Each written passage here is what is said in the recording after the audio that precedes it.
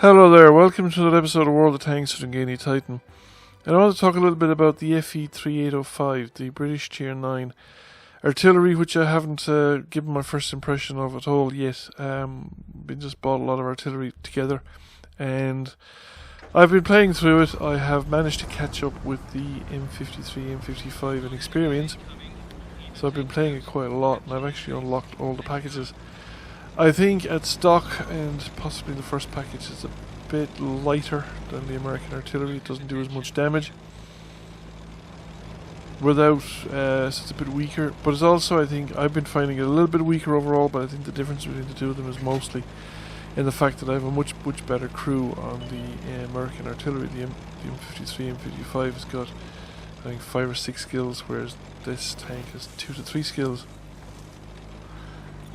It's certainly my impression that when you get to the Top Gun, there isn't actually much to choose between the two tanks, our two self-propelled guns. The American, the M53, M55 is faster, and that is useful. It's quite useful at this tier. It allows you to relocate to get better shots quite easily. Because you can cover the ground, you cover a decent amount of ground between shots. And you will get into a position where you will have possibly a better angle, depending on how well you know the particular battlefield and where it is you're trying to firing, and the kind of risks you're willing to take with your tank. If you're actually willing to put the tank into artillery into risky positions, then the M53, M55 is actually very good for it, because the higher speed also means that it can get out of risky positions a lot more easily than slower moving self-propelled guns. And as well as the it's better too, I think, shotgunning and stuff like that, because you can come into somewhere unexpected. Even if you've been spotted, if you can lose the spot for a few minutes behind a rock or whatever, you could actually be a surprising distance away from the light tank when he comes around the corner. And you also, if you can get him in close enough quarters and he's low enough in hit points, you can actually have a reasonable chance of ramming him. I've actually managed to get a rock solid on the M53, M55. The FV3805 is not as mobile. It's slightly slower. It's significantly slower actually, but it's not a slow self-propelled gun.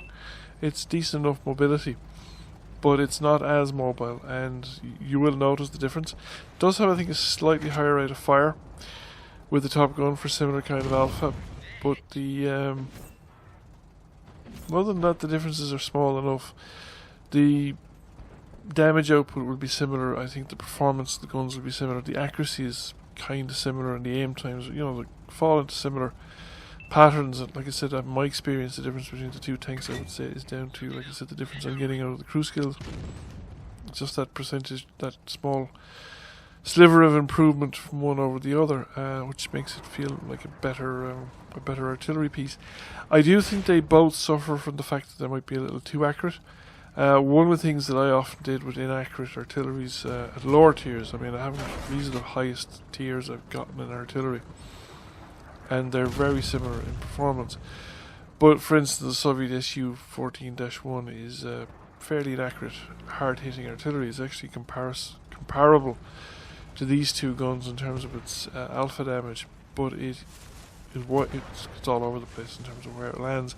So in this situation here, if I was in the Su-14-1, the circle of dispersion where the shell is going to land would probably have covered both the E-100 and the T-110E5, and I could have dropped the shell with a reasonable chance that it would hit either of them, and it could hit either of them.